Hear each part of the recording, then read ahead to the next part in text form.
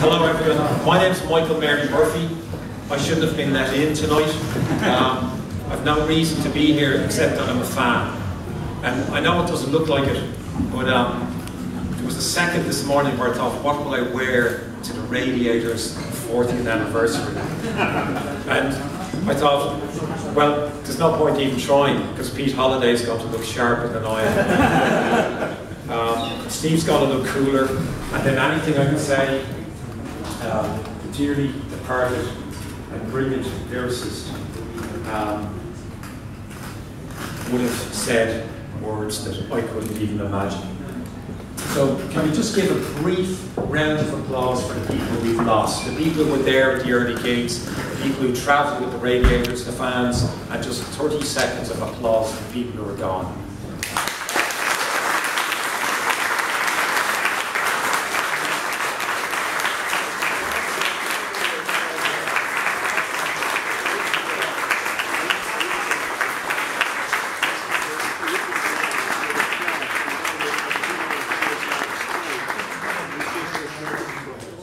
Also aware that I'm in the company of some of my favourite authors in the world, some of my favourite music journalists.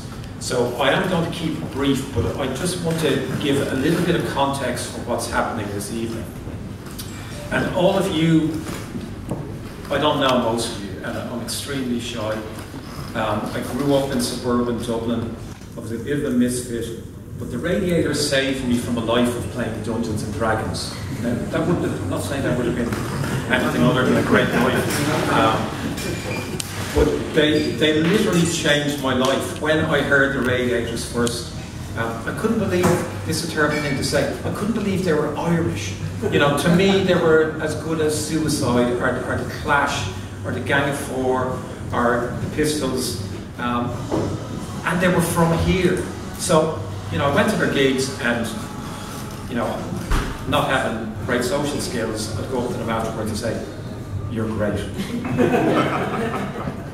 And they were very, very gentle, they were very nice, and I've kept communication with them, and they've been very, very generous to me over the years. But something that Pete said to me recently that I think is worth sharing on a night like this, is that when they went to London first, and Paul Charles, who isn't here tonight, was their booking agent, fabulous guy from Northern Ireland, got them a load of gigs, and various people came to check them out. They were the punk group that the other punk groups hadn't seen, because they'd been over here. So among the people, Suggs from Madness came to see them, Shane MacGowan came to see them, Bruce Foxton from The Jam came to see them. But to me, I was thrilled just hearing the story secondhand, was a Sex Pistol went to see him. And they asked him after the show, what did he think? And he had a criticism. And Glenn Matlock from Sex Pistols said to Pete, "You're a bit fast." And to me, that's the ultimate compliment, that the Sex Pistols thought you were too fast. You just slow down a little bit. You all know the Radiators, that's why you're here. There's nothing that I can tell you about them. But two people are here that I just want to draw your attention to. And a record label that was incredibly important, that was incredibly early, that was pivotal, that introduced the concept of DIY, reintroduced it to Britain, and introduced it at that punk moment, was Chiswick Records. And Ted and Roger are here from Chiswick Records.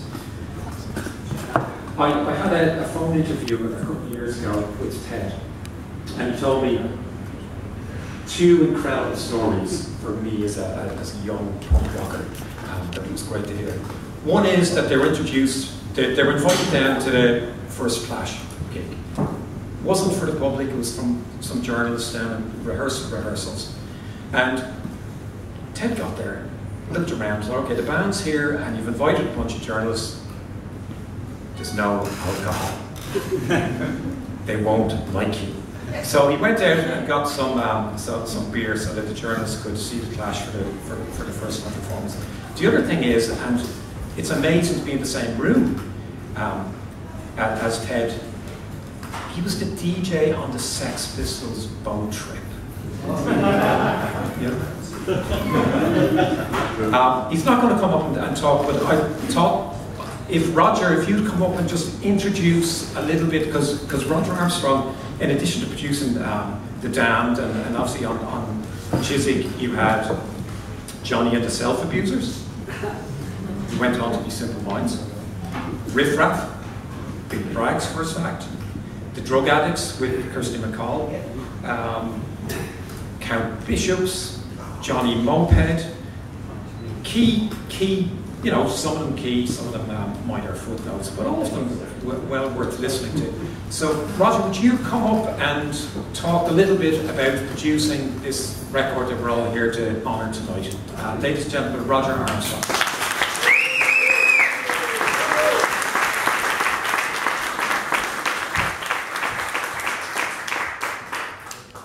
I'm not so tall. I kind of prepared speech, and he's just blown out of the water. Thanks all for coming here and softening the blow that it's been 40 years since I made this record. Ian Carr introduced me to the Radiators because I'd worked with Horselips in the early 70s. And, you know, and those early 70s bands, many of them kind of resented punk rock. It was kind of a passing fashion. It was something that was going to come and go, but it really wasn't of substance. It wasn't proper music. Eamon was great. Eamon sort of spotted that, you know, there was this thing happening. We'd been in sort of pre-punk, Ted and myself, when we started the label in '75, and had the Count Bishops, and then we had brand new Cadillac. We're always going to be a reissue company, which is what we are today. And then 101ers, Keith Gerhardt and Joe Strummer. So we were kind of the guys that were sort of on the ground, if you like, just as punk was growing. And you know, there were a certain coterie of people who knew what was happening. So there was no question whatsoever that we would never sign The Clash or Pistols, those kind of bands, because Malcolm and Bernie, you know, they were bound for major companies and taking as much money as they could off them. We didn't have that much money. And in some ways, it was almost a blessing that there was this fantastic band in Ireland. And as Michael says, nobody kind of knew. It was, I mean, in those days, let's put this in context, pre-email, pre-social network, pre-any of this stuff, you know. So Ireland may as well have been sort of the other end of the world at that point, you know. So yeah, there was a real opportunity for us to actually record the Radiators, and I grabbed it both hands, came over and into Lombard Studios, which was, you know, let's say was what it was, you know, it was the place we had to record the band in, and you know, I having just done the remastering of this for my engineer at Ace Records, you know, I must admit, and it was something you said.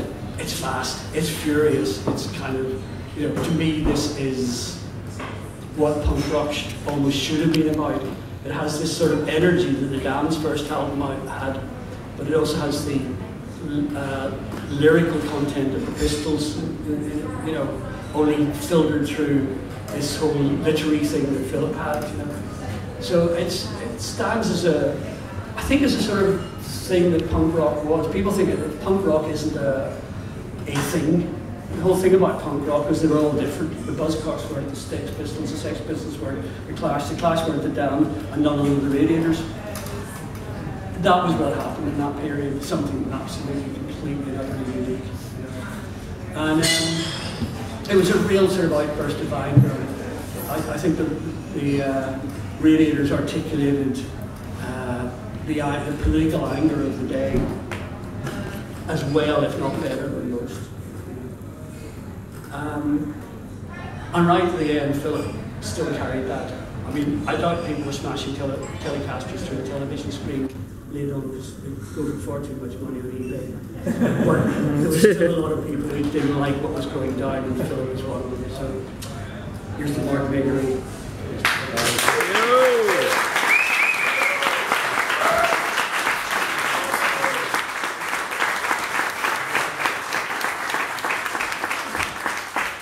I might as well say a few words. I'm pissed. I'm not actually. I mean, for us, I suppose, for Steve and myself, you know, we've known each other since 1972. when we were about 10, weren't we? Yeah. And we had the sort of notion for a band back then, you know, and we didn't know what sort of a band. You know, the word we always used was high energy. And I suppose the stars aligned, and you know, the whole sort of punk thing came along, and that sort of really suited us. And you know, before we knew it, we had Philip, Jimmy, Crash, Mark Megory, myself and Steve, and we set about doing our thing. And you know, when you're the first person to be doing that thing in an Irish context of, you know, Eamon de Valera was the president, and you know, we knew what was happening behind closed doors in children's homes, etc. Our generation needed a voice, and you know, it was only fair that we should speak out and be that voice and be the first to do so.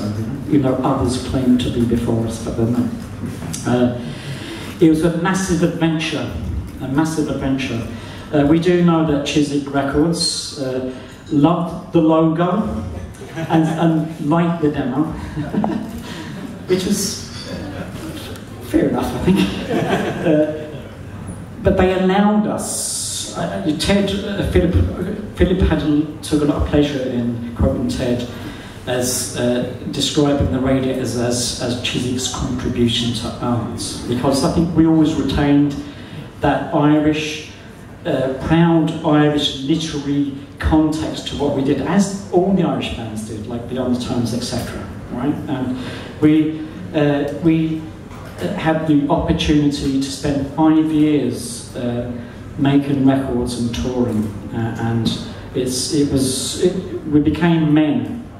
I think, you know, we started out as boys and we became men. And however, we still retain, as Roger just said, we still retain, I think, everything we believed in as boys, we still believe in. You know, we still, maybe even more so now.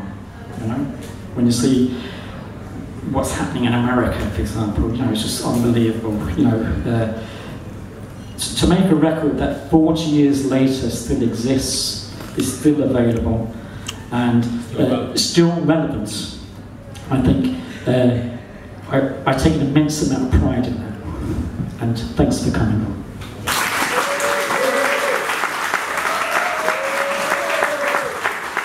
I just really want to say thank you so much for Ted and Roger, because Ace Records, Chiswick Records have been behind us with everything we've ever released. They've been involved with putting it out in the UK, and that's very, very important to us.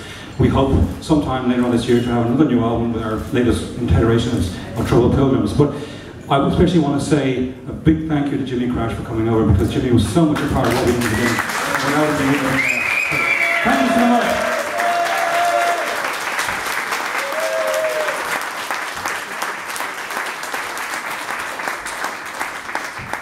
And hopefully there's some food there. Where's the food? I'm fucking starving.